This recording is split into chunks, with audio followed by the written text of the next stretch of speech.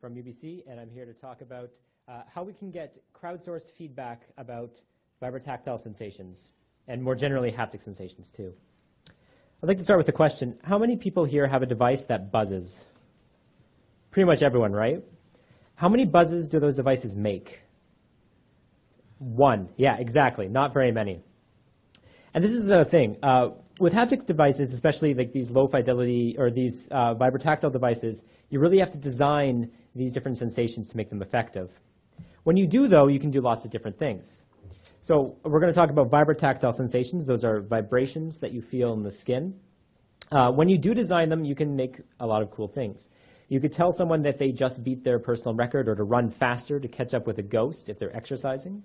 You can communicate emotion, adding a personal touch to your communication with others. Or you might be able to invisibly tell someone when it's time to move to the next slide. But doing this, of course, requires a design process, and haptics remains very challenging to design. And one of the big obstacles is getting feedback. So if you're a designer and you've created some vibrations, you might bring some people into the lab to get some feedback and see if they're working, if it's actually telling someone to move to the next slide. Now, this is running in-lab studies can be very slow. It can be very expensive. And we've seen a lot of work coming out of other types of design about how to do crowdsourcing and get lots of people running studies very quickly. And this is what we want to do. If you look at other modalities, you can find that you can get feedback, for example, on graphic design, so whether you're using contrast, proximity, color effectively. You can generate ideas from the crowd, so you can come up with a message for a birthday card or something similar, user stories. You can even run perceptual studies at scale, as long as they're visual, which allows you to collect lots of participant data very, very quickly and very affordably. So this is very attractive. So what do we do to go from here to here? What can we do to actually crowdsource haptics? Well, there's been a lot of work on how to try and add haptics to broadcast media, such as adding it to a movie or a video. So tactile movies here, whenever I think it's Spider-Man is jumping from one wall to the other, you can feel that motion on these gloves. Now, the problem is I don't have a pair of these gloves. Does anyone here have a pair of those gloves? One person? Okay, one or two. So we have a crowd of two. So this is a little bit limiting. And of course, we can't ship out these devices to everyone because then it's slow and expensive and all the things that we're trying to fix. And this is fairly consistent when it comes to haptics in other media. I mean, there's lots of different approaches, adding the equivalent of camera motion to haptics. So haptic cinematography, when something tilts, you kind of feel tilted, or adding something to YouTube. We can do that in the software, but at the end of the day, we have custom or high fidelity hardware that we just can't send out and not everyone has. So this is challenging. We can't send high fidelity haptic devices. So the question is, that we asked is, what can we send instead? I mean, you can send lots of things over the internet to the crowd. You can send graphics, you can make someone's phone vibrate, you can send audio. And the key insight that we have here is that could these be used as proxies to stand in for the high fidelity haptic sensation? And that's the idea behind HapTurk. You take a high fidelity haptic sensation, in this case we're going to talk about vibrations, you translate it into proxy vibrations, you send them over a crowdsourcing tool like Mechanical Turk, and then you use that feedback to inform your design. So let's put this in an official research question. Can proxy modalities represent perceptual qualities of high fidelity haptic vibrations to the crowd? Let's break this apart. We're going to start with perceptual qualities. And that's the beginning of our journey. So if you look at the literature, there's lots of different dimensions to how we perceive touch. They're still being developed. Some of the major ones are duration, energy, and speed, which are very low-level physical style qualities that contribute to our perception of vibration. There are other ones like roughness, urgency, and pleasantness, which are a little more emotional, affective, and high-level perceptual in nature. Now, most of these are found using perceptual studies. Some of them are rating scales. Some of them are found through clustering and multidimensional scaling. Others are tags that people can use to describe vibrations. We standardize on using a slider from 0 to 100 to keep it very easy for our participants in the crowd to be able to rate these things. All right. So we have perceptual qualities. The next thing we need are some vibrations to actually represent. And that's where we went next. We used the C2 tactor. I have one right here. You're welcome to come and find me later if you want to see what it feels like. This is like a tiny speaker. It's a voice coil type actuator, and so it controls amplitude and frequency. We used it together with a tool that we've developed in our lab called VibeViz. Now, this is a visualization of 120 vibrations along different perceptual facets. And so it allowed us to come up with a diverse set of 10 different vibrations that we label V1 through 10. And we chose these to be representative of this wide space, but also diverse in representing these perceptual qualities. So we have our vibrations. And the next thing we need are our proxy modalities. And that's where we went next. So if you remember, the question that we asked is, what can we send? Well, the easiest thing that we might be able to send is graphics. So let's start there. And actually, we came up with two different visualizations to represent vibrations. The first is kind of the default, a waveform. When people worked with VibeViz, what we found is that they would use these waveform visualizations to skim or find similar or different vibrations. So we thought this was a good starting point as a status quo. But it's the default. Can we do better? And so we decided to try and design a new one.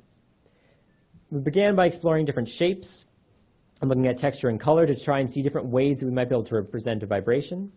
Eventually, we refined through piloting. We eliminated color because it was emotionally charged. And we eventually had 3 different candidates that we then kind of had to show off in a user study. Finally, we end up with this line-based system. And we have a key of how to translate a vibration into this system. The roughness of the line corresponds to the roughness that you feel in the vibration. The weight and height of the line correspond to the energy. And we have a measure for how long and short the vibration actually is. So those are our visual proxies. We've got a waveform, and we've got design. We tried to keep them relatively similar so that they are comparable. And of course, now that we have a visualization, I can show you all our vibrations. And there they are. Of course, you can consult the paper to see them in finer detail. So that's trying to send graphics. The next thing that we might try to send is vibrations. If you're sending a graphic, it's very easy to send, but it's rather indirect. Whereas vibrations, feeling it in your phone, that's a much more direct translation of these high-fidelity haptics. We did consider going with audio or some of these other techniques, but combining our expertise, we didn't have an audio expert on the team, and also the directness, we decided to go with vibrations first. And to do this, we translated each of our high-fidelity vibrations into phone vibrations. Now, your phone has a very limited actuator. It's an eccentric mass, so all it does is kind of shake or not shake with different voltages. And if you're controlling it through something like Android, which is what we did, you're even more limited. You can only send it bursts. You can say, vibrate for 50 milliseconds, 40 milliseconds, et cetera. And so we went through this process of piloting and translating these different vibrations into the phone, and we had sort of this pulse width modulation approach where you kind of have shorter and shorter bursts to make it weaker. But we really had to play with representing energy and rhythm effectively. So now we've got our proxy modalities. So right now we've basically got everything we need to start looking to validate this approach. Can we actually do this crowdsourcing thing? To actually validate this, we came up with a couple of main goals. The first is we need to collect ground truth ratings of our high-fidelity vibrations. The second thing we need to do was compare these proxies to those ratings, keeping everything else the same, so doing an in-lab study. Finally, we'd actually want to deploy it over Mechanical Turk to see if anything breaks down. We organized this into 2 different studies, a local study to collect the ground truth and compare to it, and then a remote study to test whether anything breaks down when we go remote. So let's go to the local study next. We had 2 different between subjects conditions based on the proxies. So one was the low fidelity vibration proxy. The other was the visualization proxy. We had people rate both the high fidelity vibrations and the proxies so that we could try and reduce some individual differences. And they did this for every vibration for both of the modalities, or all 3 in the visualization case.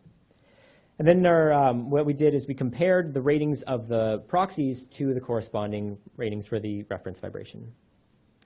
Now, if you ran a t-test or an ANOVA, you'd be able to tell if they're different, but we wanted to show that things were the same. And so if anyone knows a lot about stats, you know you can't try and prove the null hypothesis. So instead, we employed something called equivalence testing, where you set a threshold level, in this case a delta. We use the standard error of the mean to try and set try and keep it related to the amount of error in the system of the rating system. And we found whether things could be equivalent, whether we couldn't tell if they're equivalent or different, or whether they were different. And this is what we used in our analysis. Here are our results. There's a lot going on, so we're going to zoom in a second. Along the top, we have our perceptual qualities, so speed, duration, energy, and then et cetera. And then on the side, we have our different proxy modalities. So the waveform visualization, the design visualization, and then the low fidelity vibrations. So let's zoom in. These are the pleasantness ratings for all 10 vibrations for the waveform visualization. And you can see that the colors, we're going to focus on the colors right now, not the location, because that's what actually tells us what's valid. So vibration 1 was well represented. It was equivalent. Vibration 2, we couldn't quite tell. It was uncertain. And then red for several other vibrations meant that they were different. So pleasantness was, for most of these, or for half these vibrations, was not well represented using this visualization approach. So let's zoom out and let's use that to try and look at this data. Now, the first thing you notice is that there's a lot going on here. Some vibrations were well represented, some weren't. So let's see if we can find some trends. The first thing is that duration and pleasantness seem to be the most translatable. If you look at the duration column, there's lots of green, and most of the vibrations had at least one modality that accurately represented the ratings. With pleasantness, we had something similar. There's more uncertainty, but it comparatively was a bit better. With speed and urgency, we found that sending direct vibrations seems to be a bit better. There's at least less difference and more equivalence going on there. So that means that sending something direct can be helpful. But in other cases, it seems like visualization might be a bit better too. And so we have this three-way interaction, effectively, of it depends on the vibration, it depends on the modality, and depends on the perceptual quality.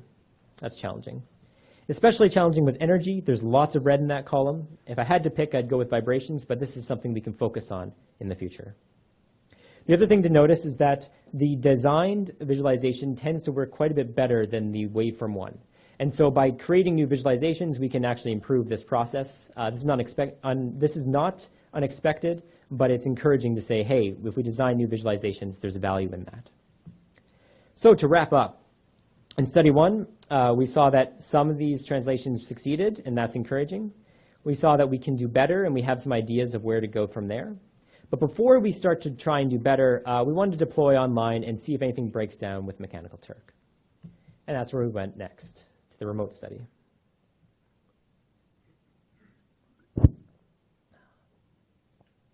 So remember the structure of the local study. Study 2 was very similar, except we could only deploy proxies. And we ran similar levels of participant numbers so that it was comparable, error rates, et cetera. We wanted to keep it as similar as possible to the local study. And we compared to the same reference points to try and, again, keep things as similar as possible. Here are the results from that study. The first thing to note, and it's hard to tell right now, but there are more details in the paper. On the whole, it's similar results. And if we highlight the ones where they differ, there's only about 10% of the vibrations actually disagreed between the remote and the local proxies. So if you can compare proxy to proxy, only in these cases does it actually change whether it was equivalent or not. So that's great. So 88% of ratings were consistent with local proxies. We did see that some participants were unreliable in the vibration case. So they said that they're using Android, which is the platform we use for vibration. But they were actually on like Mac or Windows, so they're clearly lying. We didn't include that in the analysis, by the way. We gathered more participants. Great. So what are the takeaways from this? Let's go back to our first question. Can proxy modalities represent perceptual qualities of high-fidelity vibrations to the crowd? Yes, for some proxies, qualities, and vibrations, and it depends on the combination. To give more detail in conclusion, we believe that proxies can be viable. There's some evidence of successful proxies. More importantly, we found what worked and what can be improved and have ideas of what to do next, and found that there were no major breakdowns when you went to the remote Mechanical Turk situation. So for future work, we're going to try and improve upon these proxies. We're going to try and combine them together, see if you can triangulate by sending a vibration and a waveform, and a visualization. Maybe try and animate them or use sound. And of course, automatic translation is going to be very important to employ this practically. Right now, we hand translated everything into proxy modalities. That won't scale, so we have to actually generate some tools. We also want to look into how people give feedback. Here we looked at a very strict case of equivalence, whether the rating scales themselves were very close. But if we ran something like ANOVAs or t-test or tags, we might be able to get useful information that's more consistent despite some of the noise of these rating scales. And finally, we do want to collect more data, run a bigger study, and try employing best practices for mechanical Turk. We were fairly purposefully naive. We wanted to see anything that participants would do, like lie or whatever. But now I think we can start to structure our feedback a little bit better. One thing I want to note is that this is in line with a larger trend of work that we've been doing in our group on online haptics. We have VibeViz, which you saw, which is free and available right now. It's an online collection of visualized vibrations. We also have an online haptic editor that you can use right now. And I've got things that vibrate that you can plug into your phone, your laptop to try these out if you'd like. So come find me if you want to. Thank you very much. Thank you to my co-authors here. And let me know if you have any questions.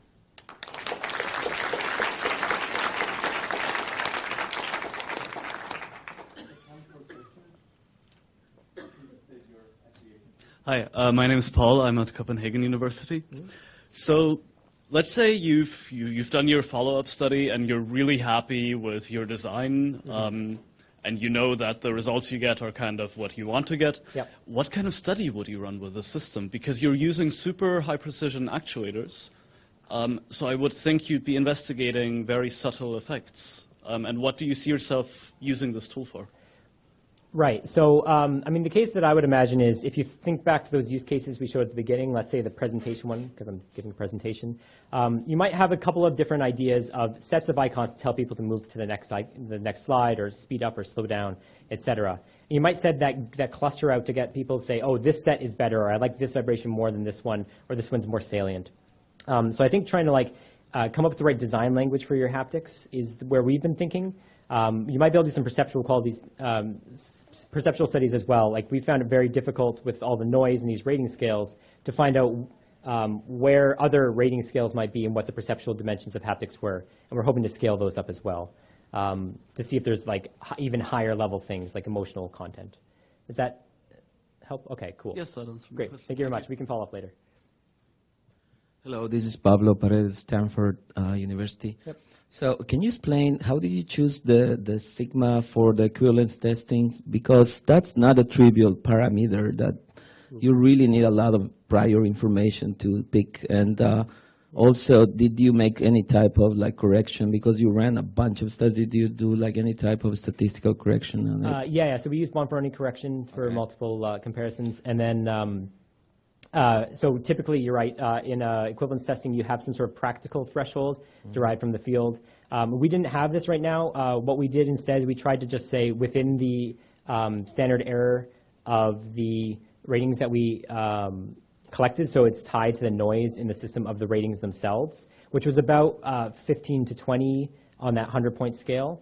Which means that we can, I think if things are equivalent, I would say they probably map towards a 5-point Likert scale. So we can get some reasonable psychological results from some of these. But you're right, there's a lot of noise in these rating scales, and this is actually part of the reason why we really want to crowdsource this, so that we can start to find out where these means are. Okay, Yeah. all right, thanks. Thank you.